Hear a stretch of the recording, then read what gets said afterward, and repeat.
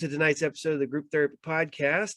As always, I am your host, Paul, and tonight we have a special guest and somebody that I did not think we would ever be able to get, just strictly by accident, I guess. From Manos Hands of Fate, Jackey Neyman. Yes. I'm not gonna lie. Please introduce yourself, and I got like a billion questions. Well, good. Okay. Yeah, I'm Jackey Raye Jones, and I played the role of Debbie, the little girl, in Manos Hands of Fate. And my dad was the master, and my mom made the costume. She made the master's robe and the wives' dresses and my little Debbie dress. And our dog, the Doberman, in the film was our family dog. And my dad did all the artwork. He painted the master and dog painting and the hand sculptures. In fact, that's why it was named Manos, the Hands of Fate, was he already had all this sculpture, so he lent that to the film. But yeah, so basically to me, it was kind of like a family movie. There was a lot of our things from our home. And hold on. Wow. I got to stop forgetting I have this. I was on a podcast just like a couple weeks ago, and I happened to look over and go, wait a minute. This was a piece of luggage that Torgo carried in the original film, and I've been carrying it around. Do you guys still have the original Master and Doberman painting?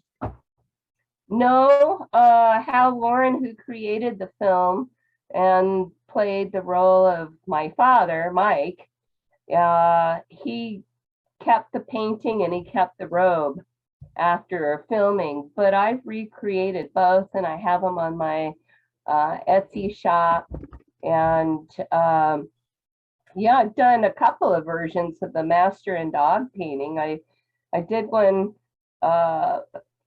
because I'm a professional artist. I've made my living as an artist all my life. And I did a custom painting for a guy a few years ago. The master was Frank Zappa. And so it was Frank Zappa and his poodle. And I have that on my Etsy shop also. I sell prints. Yeah, I seen that you sent me the link. Yeah. Once the holidays are over, the next couple of days are over, I think I need to get me the master and the Doberman painting so I can put it above right here, because it is legitimately one of them ones where I did not discover it. I think I discovered it like most people my age. I discovered it because of Mystery Science Theater. Yes. And then Riff Trax and Riff Track Live, and I got it somewhere. I don't know if it's right behind me or not. The collection that was, I think, Rhino put out, and it's the Manos with the MST3K, and then it's just the Manos DVD. And it's funny because I was like, all right, well, I don't know if I've ever just watched this without any commentary. And then I started looking into the history of it and finding out that it was literally like a hand wind camera. There was no dialogue. The dialogue was all dubbed in later. Yeah, it was silent. Yeah. Filmo 70, I think, from the Vietnam or Korean War era. It was a tough camera. It was wind up, but it only shot like 32 seconds before you have to rewind it. So no sound and wind up. So yeah, there was a few limitations to the filming. And is it true that the only two people that profited from the movie was you got a bicycle and the dog got a bag of food? Yeah. My dog Shanka got a 50-pound bag of dog food, and I got my first, it was my first bike. It was red and it had training wheels. It, like I said, this is one of the ones that has we. I was going to go as the master one year for Halloween, but it was literally like I did not have the time to make the robe, and I was like, this has got to be great because no one would get it, but then the people who would get it would love it. So Yeah, the people that get it really get it. yeah, Well, that's another thing I make is I make custom master's robes because my mom made the original and she taught me how to sew. So they're really nice.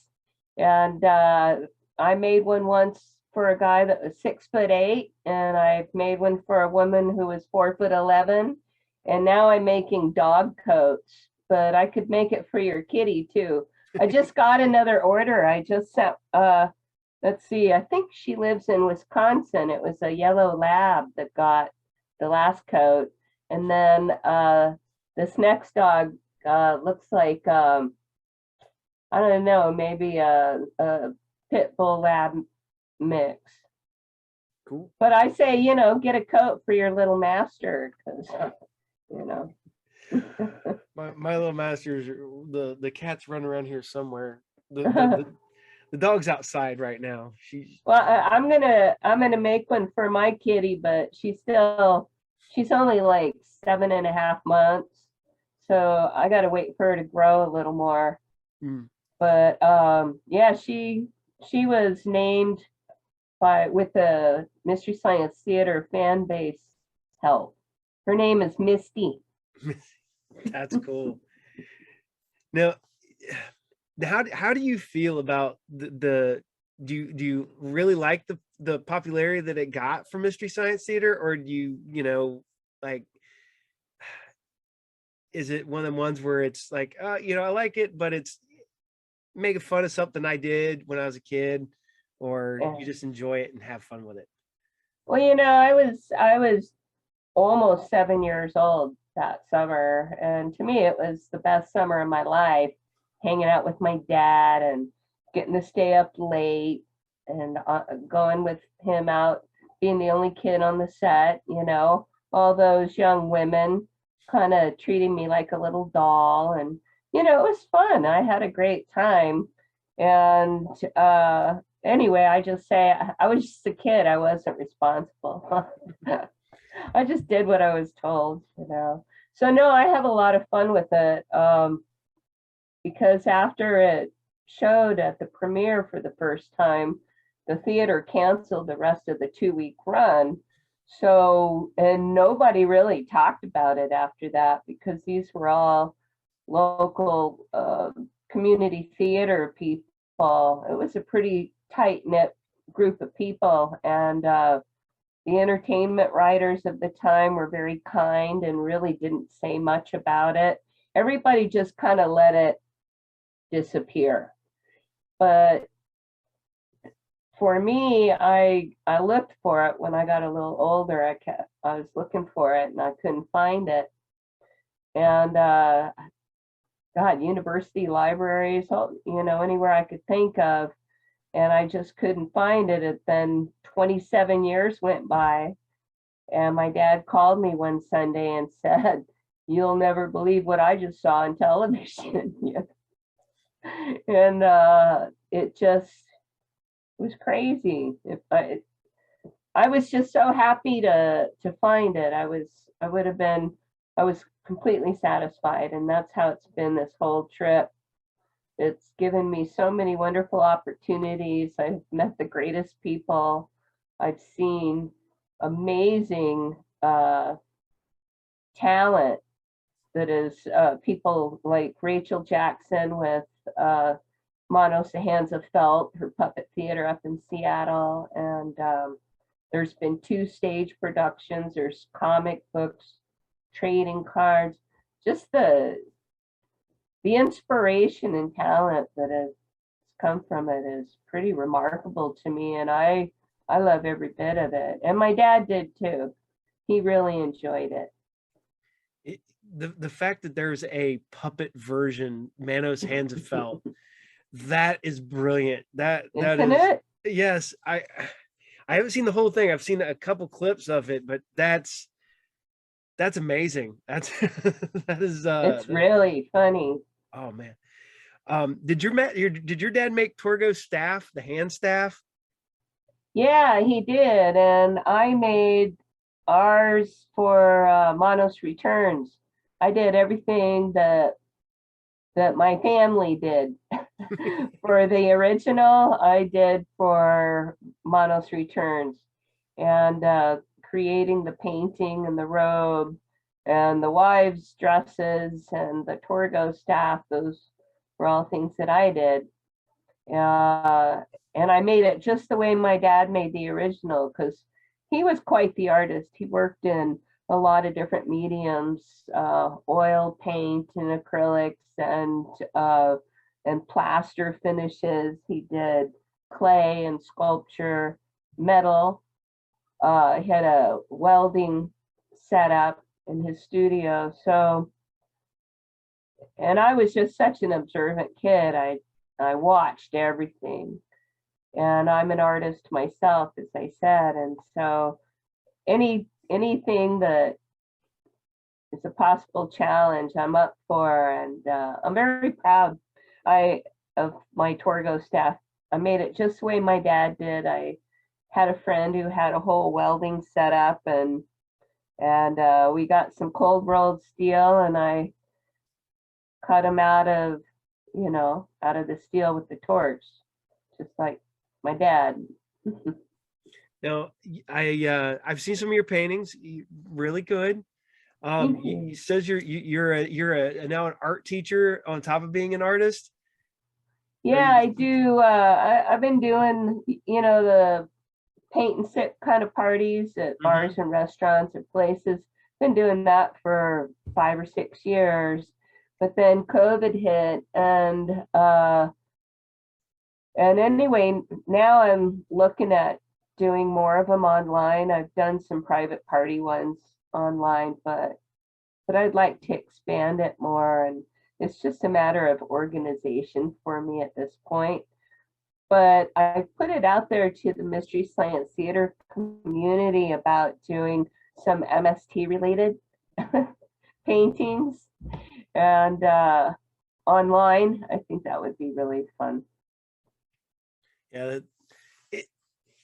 it like I said, I grew up and I love Mystery Science Theater 3000. Still do, still watch it to this day. When I found out that I was going to be able to interview you, I legitimately dug through my DVDs, found my DVD, rewatched it, and then I rewatched the Riff Trax version on TV. I was lucky enough; I did get to go see one of the Riff Trax live versions. Oh, And cool. I wasn't in the audience, but it was at the theater. Our theater actually was showing it, so I was able to get in there to see it. And it's funny.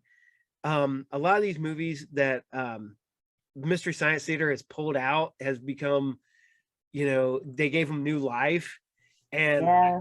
I think it's great that this one that essentially was relatively lost, from what I understand. Like you said, it was 27 years. I that. think the way I understood it since then is that it showed a few West Texas type drive-ins. It was, maybe the last film of the night, the one to get people to leave on a horror night, of a couple films at the drive-in theater. But, by then people were either asleep or making out or gone.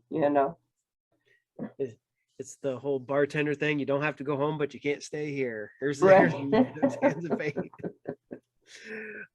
And what's great is that my kids, my two boys are now 24 and 22, Uh-huh. and they love Manos Hands of Fate because they've Oh, watched it since they were little, and they have gone with me seen it there. We've watched it at the home.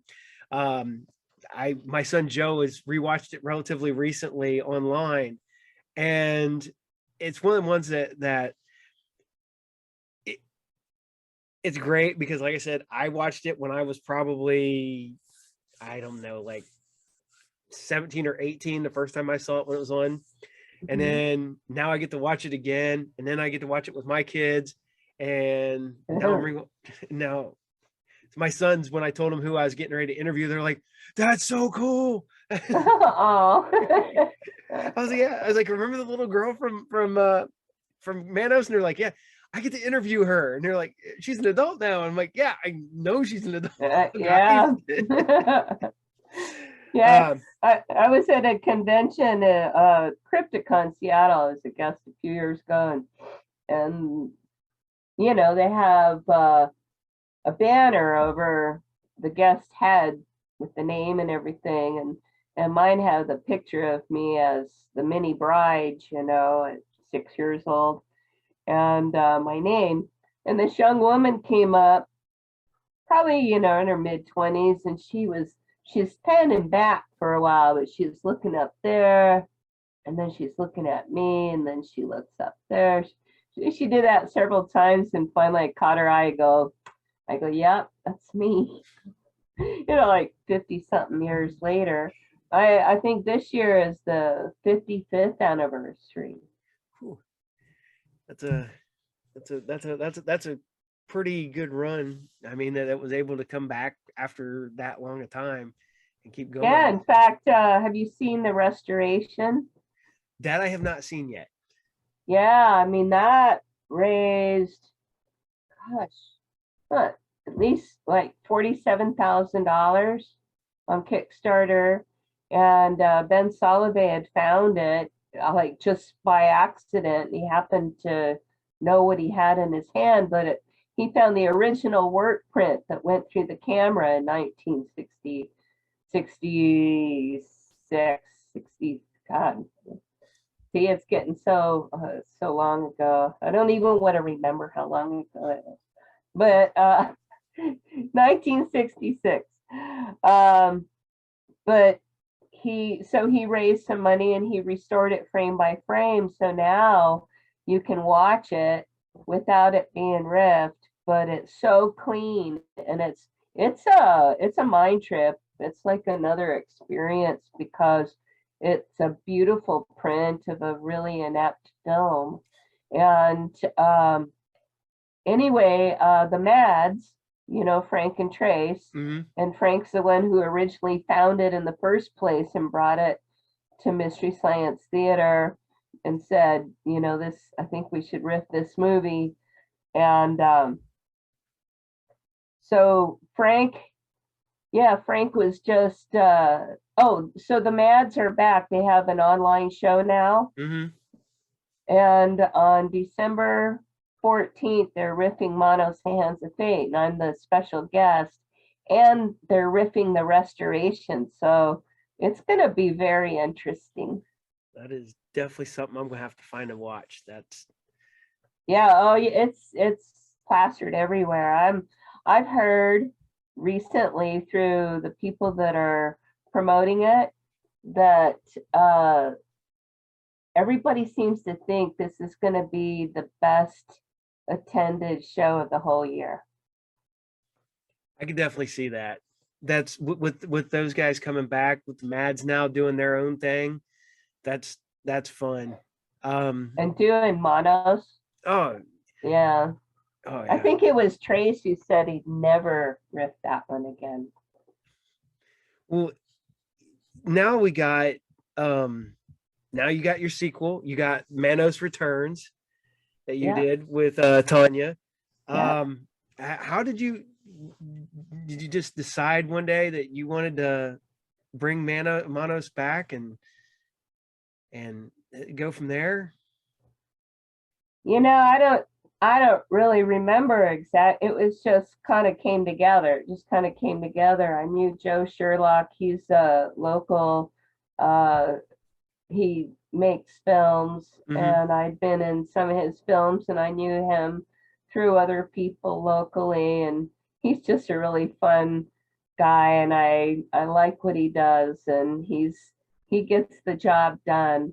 And then Rachel, I had heard of Rachel Jackson, I had heard of Manos, the Hands of Felt, and I went up to Seattle to see her show, and that's how we got to know each other. And I met Tanya, I think through Joe, and I don't know, it just kind of came up. We all thought about the idea, and my dad was still living, and we thought, well, if we're going to do anything and include him, then we better do it soon.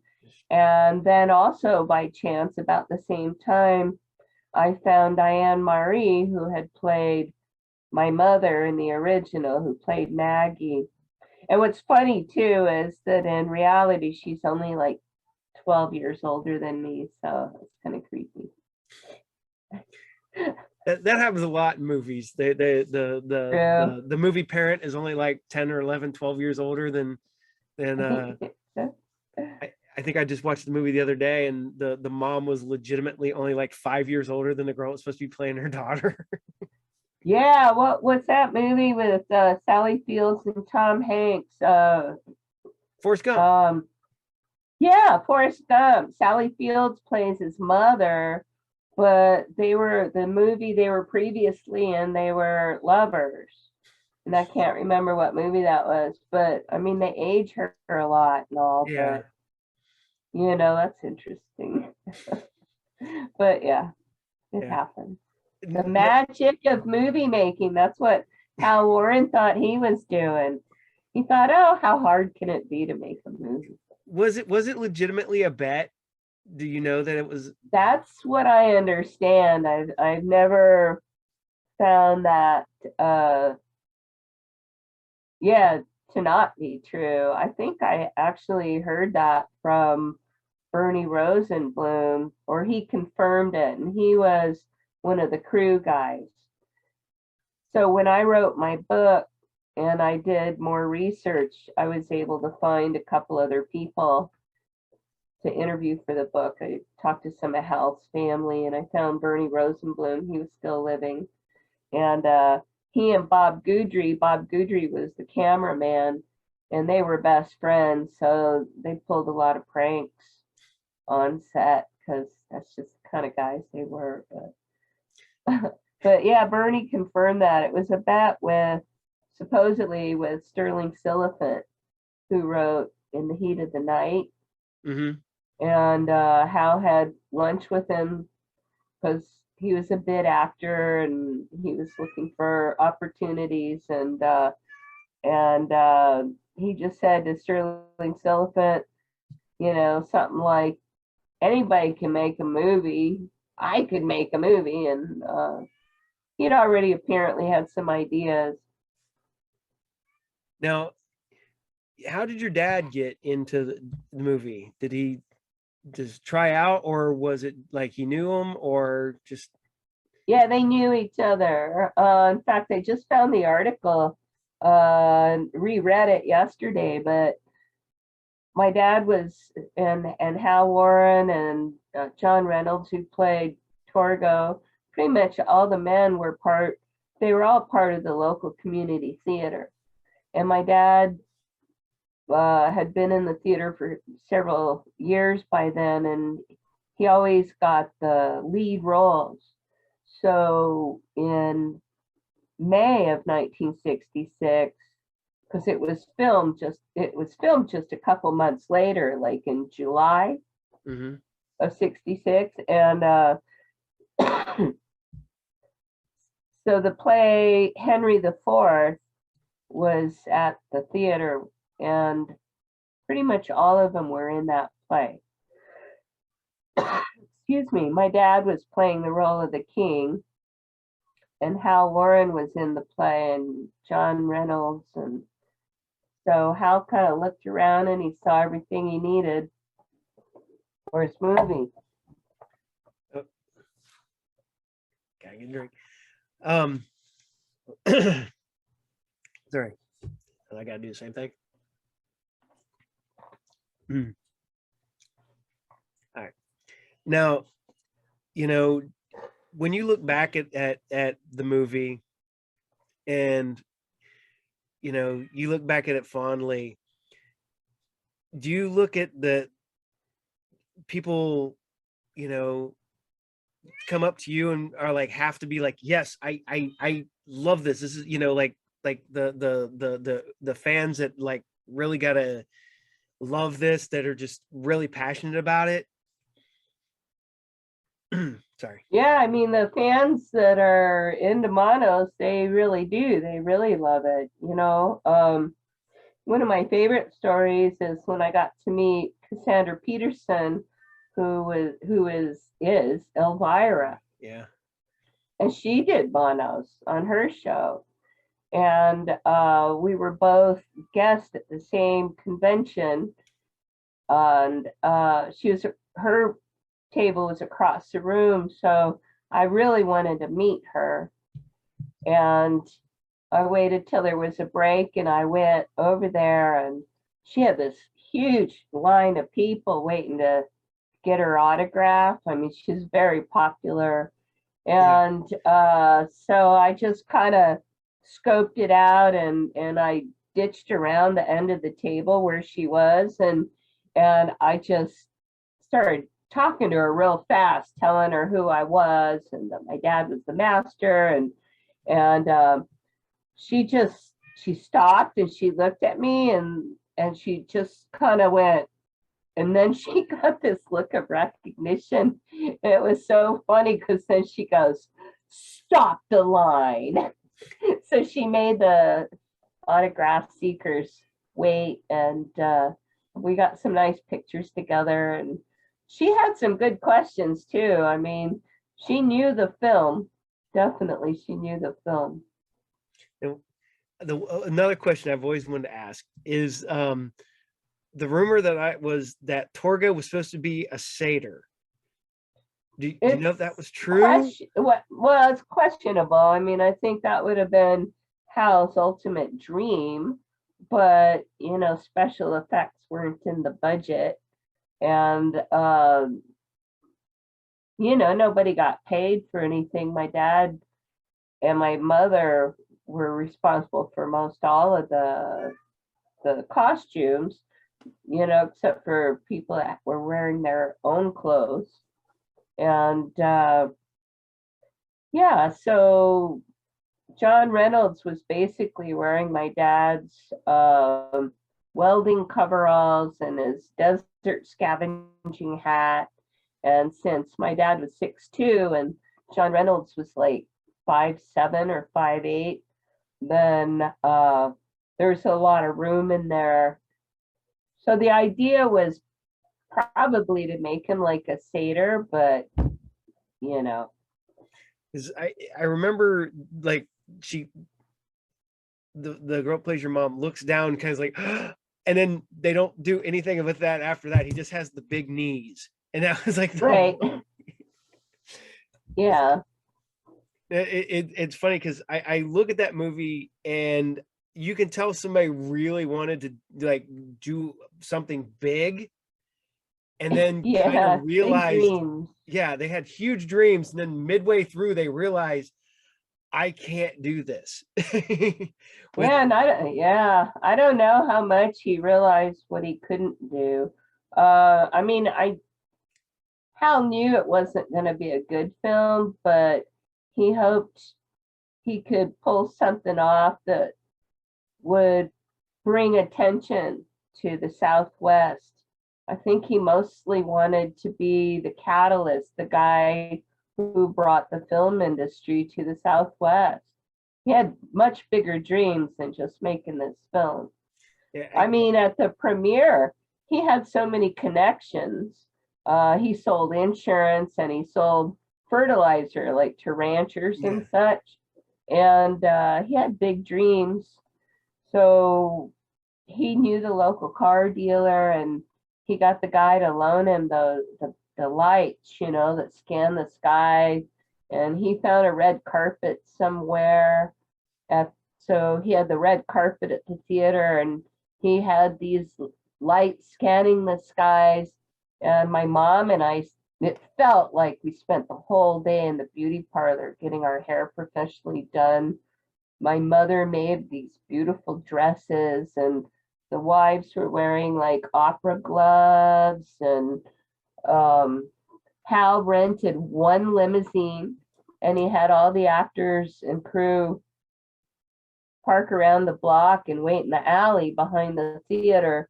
And then the limo would come around and pick up a few people and deposit us in front of the theater with the lights and the red carpet. Oh, and then he hired, I don't know what he paid him, probably not much, but we were right on the border of Juarez, Mexico, you know, like literally right on the border. Downtown El Paso, you just can walk over the bridge. And so we hired the little street kids that spoke no English at all. And he gave them little pads of paper with a pencil, you know, and they were the autograph seekers. They were instructed. So I have pictures. I have a couple pictures of these little kids, you know, in their shorts. They were the kids that shine shoes on the street, you know, little entrepreneurs. Yeah. That's funny because you answered a question before I even got to ask it, because I had heard the rumor about the limos, and that they had parked them outside, and then he'd come pick up a few people, made it look like there was a constant train of limos dropping all of you guys off. It's just one limo. And it was just one. Yeah. I mean, I was 7 by then. I turned 7. And even I knew it was ridiculous. I remember us all waiting in this dark alley, all dressed up, and I remember getting out of the car and thinking, doesn't anybody but me notice it's the same car and driver? I mean, how was school when you went back to school in the fall after being in a movie in the summer? I was such a shy kid, and yeah, that year my mother was a teacher, so in 1st and 2nd grade I went to school on the military base, Fort Bliss, because my mom was a teacher there. But nobody knew. I mean, it wasn't something. It was such a different part of my life and our life. And then the neighborhood we lived in, we were the only white family. So we were odd, you know, to most people. My dad being, I don't know, my family was just odd. It was the 60s, so people were exploring new things. And my parents were pretty liberal. My mother was very independent, liberal woman, and my dad was an artist and actor. And so, yeah, I don't know. I spent most of my childhood trying not to be noticed. Now, okay, before I forget, how did you feel about the Hotel Torgo movie that came out a couple years ago? Oh, that's the documentary. It's yeah, it's, you know, it's fun. It's something that I Manos is, like I said, it's so much fun. I can't help but laugh at it every time I watch it. To this day, I will still, there's certain scenes that I get to, and I've seen the movie, I don't know, 20 times at least. And there's still moments where you're just like, the fact that they had your dad just laying out there for the longest time, just laying on the stone, and you know, it's like he's just preserved in the desert. Yeah. But well, there was a times when Bernie and Bob would get frustrated. I mean, you know, they the crew, they kind of mess with Hal a little bit, and a couple of those things. Well, one of them for sure I heard, because Bernie told me himself. But there's when the master is inside the living room and he's got his arms out, if you look at the below him, To his left, you'll see a beer bottle. And so they left a beer bottle there just to test Hal's powers of observation. But then in another scene outside where he's holding up Torgo's hand as Torgo runs off into the desert, at the base of one of the columns, you'll see the can of lighter fluid they used to light that hand on fire. Now, is it true that they only had like what I think this one woman doing all the voices and two men doing the voices of the men on the? I think I'm not sure exactly who went to Dallas to the studio to do the dubbing, but it was only the men. It was my dad and it was Hal, and I can't recall if John Reynolds had gone along on that trip, but it was two or three. It's like probably three men and one woman. Yeah, it was Hal's sister-in-law, and she already lived there. So nobody told the little kid they were dubbing her voice. Yeah. That was pretty traumatizing. Yeah, I heard it that the first time you heard it, like I said, I'm reading and from the documentaries and stuff like that, you did not like the voice. It was not good at all for you. Yeah, it was shocking. I had no idea. I mean, nobody told me. I mean, why would they? They didn't tell me it was going to be dubbed in the first place, much less like that. You know, during the filming, I remember I was a shy kid, and I remember kind of saying real quiet, "Was that okay? Should I do it again?" Or, you know, something like that. I mean, I felt like I could have done better, but they're just, let's move on. We'll fix it in the lab. It didn't seem like there was a lot of takes. It was 1, 2 No. takes maybe. Yeah, I mean, from what I've seen, and like I said, Ben Soliday found the work print, so everything was on that work print. You know, the tape where things were cut and Spliced put together. and some of the outtakes, but and on the restoration that he put together, he interviewed my dad and me, and he's put some of the outtakes on there. So there's some, it's fun.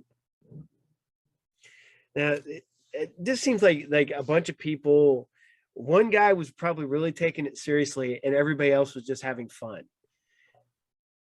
Well, I don't think it was so much fun after a while. I mean, it didn't take that long to film it, but I think people, once they caught on, you know, to what they got involved in, they, yeah, you just kind of hope for the best. Yeah. After that, and anybody who's done film or theater knows you don't want to be the one to say, I can't do this. I'm not going to do this.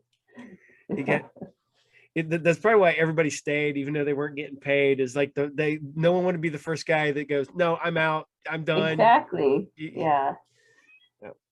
Right. Yeah. Like I said, it's so much. It's reading the stories about everything that happened, how it just even came to be. Like I said, finding out that it was essentially just a bet that an insurance salesman decided that he wanted to make a movie and prove that he could make a movie and prove that he couldn't make a movie by making the movie. Yeah.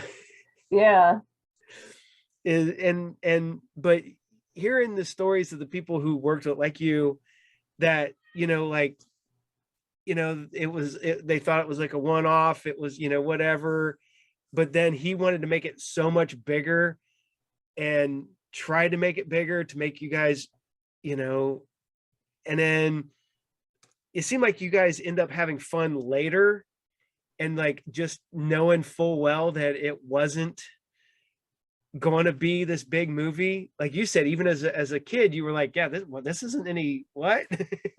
Yeah, but nobody talked about it. But the whole Manos thing, it gave my dad and I opportunities to do things together, and he loved hearing about it. He enjoyed it a lot, and uh,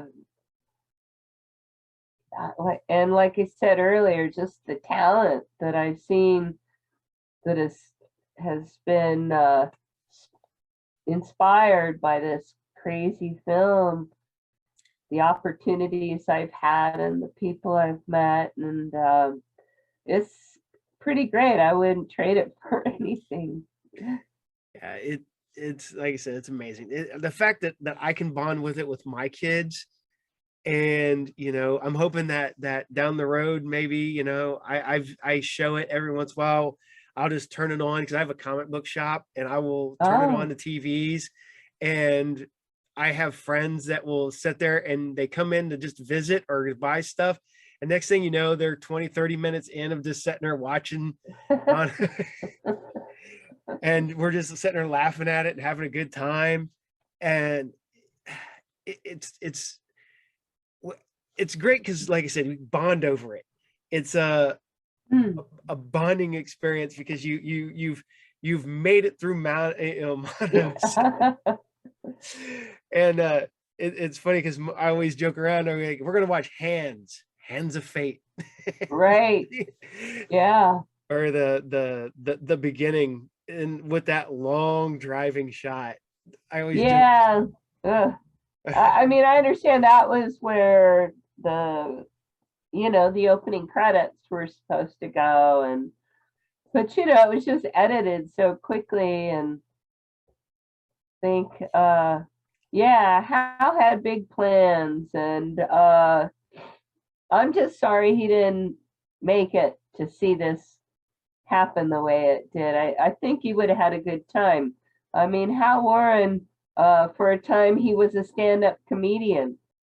He thought of himself as a comedian, and I've got photographs of him in costumes from different plays where he played those types of parts. So I think he would have really enjoyed this. What's great is I always thought that your dad, because he played it straight. He played the master, not trying to poke fun at it or nothing. I always thought he would have made a great like villain in another movie because he was, like you said, he was tall, he was like commanding and stuff like that. Yeah. I wished that he could have been kind of, I know it's bad, but if he had removed from Manos and done something, I could have definitely seen him as the villain role in like a um the Corman style, like the Edgar Allan Poe stuff that Corman did. I could Uh-huh. have definitely seen him as the bad guy in something like that. And you said that he had a theatrical background and worked in theater. I was like, well, that explains that. Is the Yeah, that training, that particular style of theatrical training of the times too, the 60s. yeah. And but yeah, he always played the commanding parts. He played King Arthur in Camelot, and he played R.P. McMurphy in One Flew Over the Cuckoo's Nest. Um, he always played the bigger parts, those commanding roles, I'd say. Yeah, because he's one of them guys that with Manos, he's one that took lemons and made lemonade out of it in that movie. And it's like I said, it's with you could he just commanded when he was on. For me, I thought he was great in the role. I mean, it was one of the ones where everybody else kind of, I don't want to, I'm not poking fun at anybody else on the set or nothing like that. That when everybody else is just kind of hamming it up a little bit, and he just steps up and's like, I am, and Yeah. and Wow. So I do love it. And I'm glad that you did the sequel. Um, it's and the fact that your dad was able to be the master in the sequel is just amazing to me, and it's so much fun. I kind of, I know it's bad. I'm fanning out a little bit because I had questions and I kind of blew that whole thing out the. Oh,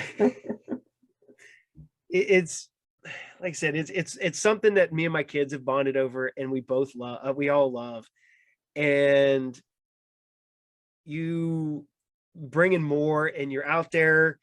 You talk about the restoration that's working on. You did a book. It's amazing that this little movie that really was, like I said, as a bet, whatever, and then it was lost, and now it's come back and become this cult item that now everybody loves, is amazing. Um, yeah. it's like I said, it's something really cool. Um, it's real fun, and I like I said, I can't wait. I'm gonna have to order my master and dog poster for my wall down here in my office area here, and it's I love Manos, and I'm not one of them people. I don't do it as I'm no shame for it. I will tell people I love that movie. Watch it. I've watched Titanic once. I've watched Manos 20 times. So and it's a movie I hate to say this, I think I watch it like twice a year now. Just because Tradition. yeah, when I want to have um just something lighthearted, that especially with the mystery science version of it, or the Riff Track, um it's one of the ones, if I'm having a bad day, boom, I throw that in and I'm happy when it's over. And I've heard that. I've heard yeah, that. it cheers me up. So um what else are you working on? Are you working on anything else? Are you, outside of the art, you did the sequel, you do the paintings, you seem to be doing a lot. Do you have time for Yeah. anything else? Oh, yeah, I know. I get a lot of acknowledgement for that because I get frustrated with myself. But the world has decided that I need to learn some lessons right now. So, I mean, I was in a car accident like on October 4th, Whew. and I'm okay, but I totaled my beautiful car, and I broke some bones, and so I'm healing from that. I'm getting a lot better, but laying around, being forced to lay around and just go inward for a while is probably something that I really needed to do. I have this beautiful new studio space. So it was been really frustrating because I have this beautiful space, and I started creating all this art, and then this happened. And but on the other hand, with my Etsy shop, I've been watching it grow, and I've been thinking for a long time about another book. And I actually now have two books in mind to write. And it's just funny how the universe conspires to help you when you're on your path, I guess. Yeah. But my daughter-in-law reminded me that I had thought of a book several years ago, and I'm calling it For the Love of Manos, and it's stories from people about their love story with Manos. And I've heard a lot of stories. I know people have stories like you're just telling about your kids, Yeah. watching your kids. And there's just all kinds of stories and things that people have said. It'd be fun to put something like that together. And then ironically, like 2 days after she said that, somebody posted there's an article called "The Best and Worst MST3K Movies to F2." And Manos, of course, is on the list. I'm like, wow, that's a trip. So there's that book, and then another book just to kind of expand on things, and all these projects, all these things, the stage production of Manos, well, 2 stage productions, and then the puppets, and there's just so many things that have happened since then. And I make the master's robes, and I just sent off number 28. When I first started making them, I made this crazy commitment. I said, well, they need to be signed and numbered. I want them to be something limited, a limited edition, but I don't want to limit it so much that I'm having a fun time, and now what, I can't make them anymore. So I said I'd make 100 of them. And I got to like number 5. I go, oh, you're crazy. This is insane. They are a lot of work. But I get so much joy from people sending me the pictures of them in their master's robe. And one of the ones I just sold, the guy's wearing it for his college graduation in the spring. That's like his big thing, people just, it's trippy. That'd be funny. I would I have a couple friends that are professional wrestlers, and if I got one made, I would definitely have one of them wear it to the ring so they could do. Yeah, well, you know what? It's been part of a burlesque show. Portland Burlesque. Yeah. She was a master, and she revealed, If they really did it right, they could have done the master and had all the brides. They could have had a big burlesque show of all of them. It can still be done. I mean, you just put it out there in the universe. Who knows? I'm happy. I'm happy to see all these projects. And I get to be part of a lot of them. Like the Mad show in December, I get to be a special guest. And that's really exciting. And the stage production of Manos a few years ago, they found out I lived close by, and it was a comedy production. I mean, the Debbie was a doll, and the Doberman was cardboard and felt on little wheels that was rolled across the stage, and it was hilarious. It was really good. But when they had planned to have somebody dub a woman dub Debbie's voice, the voice of the puppet that they had on stage, the doll, and then they found out that I lived close by, so they had me come, and I got to stay in Portland for a couple of weeks for the run of the show. And I got justice. I got to play my own voice as a grown-up woman from the light booth, from the sound booth. Have you ever done any commentary tracks for the release? Because you did the restoration, and is that going to be released on like Blu-ray or anything like that? You'd be able to. The restoration there's a lot of extras on that. There's interviews with my dad and me and Diane Marie, who played my mom. And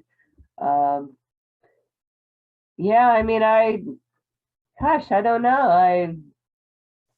I've just done a lot of different things. Like you said, sometimes I think I'm losing my memory or something, which probably I'm getting older.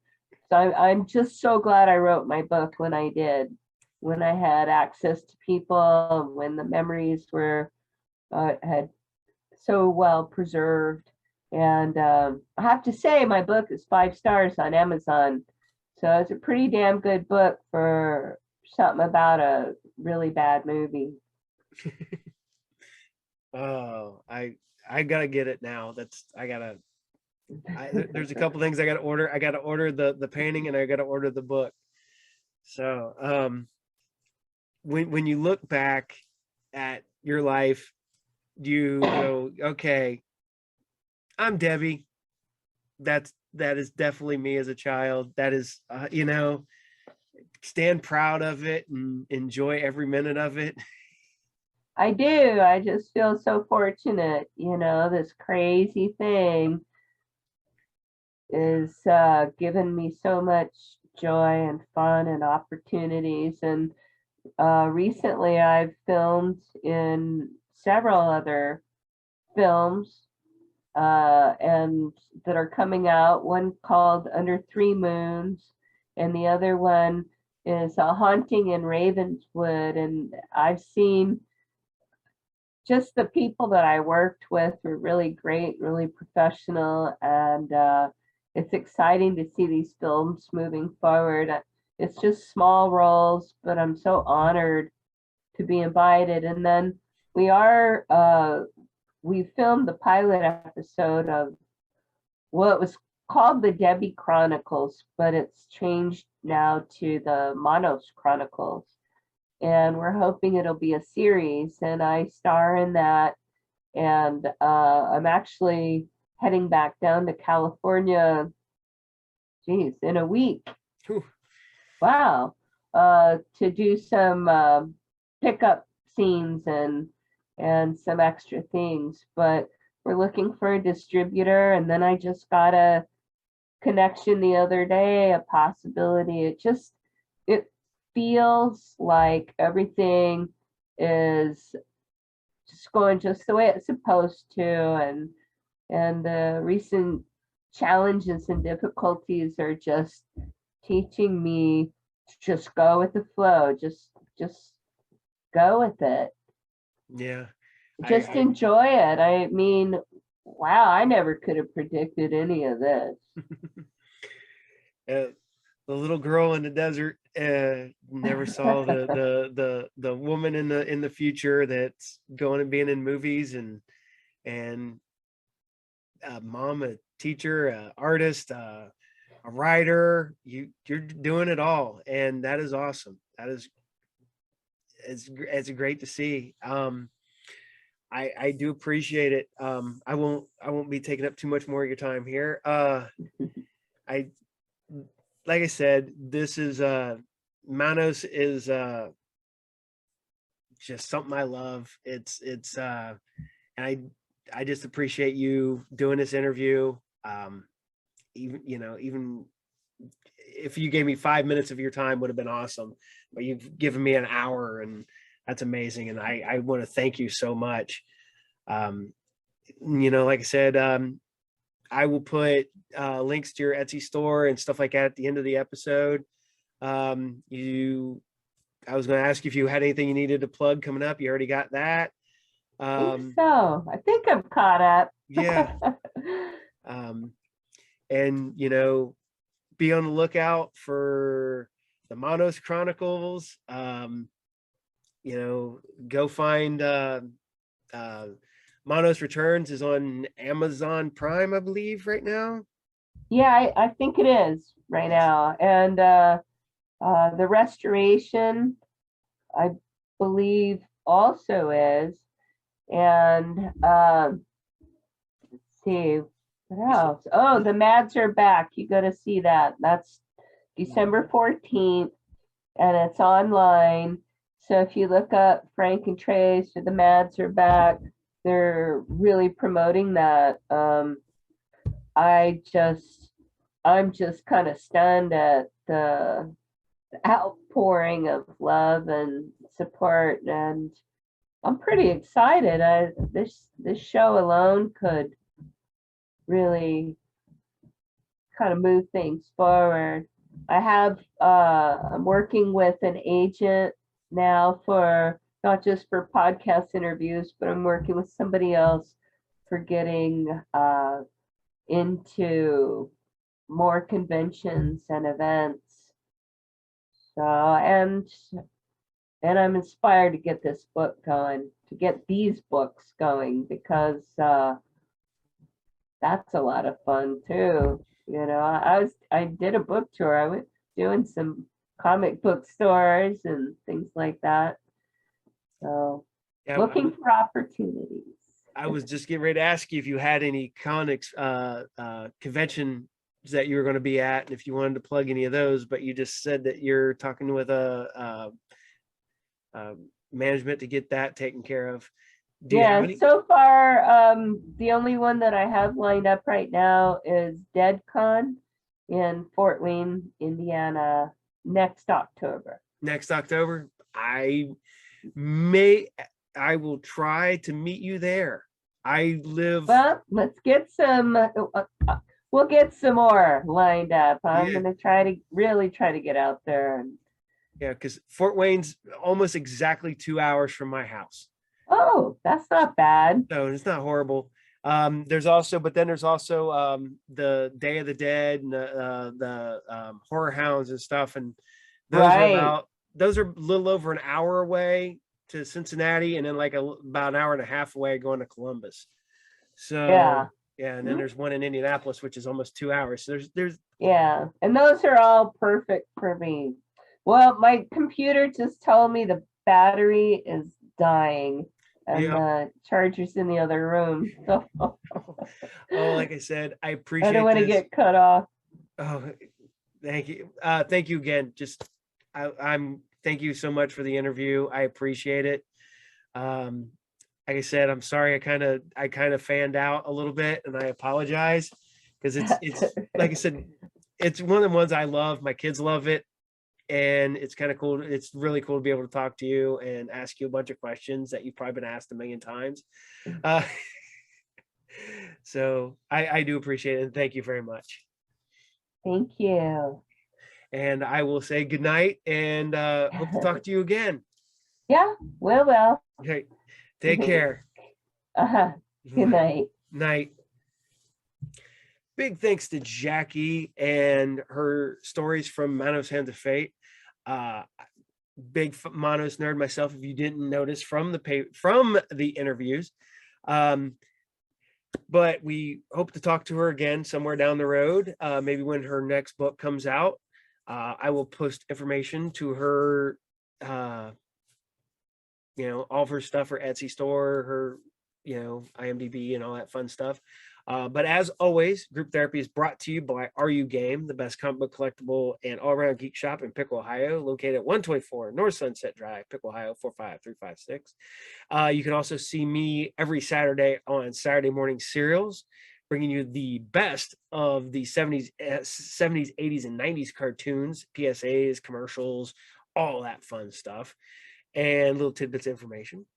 So as always, I am Paul, and you guys have been great, and I will see you next time on Group Therapy TV podcast. Have a good day. Later.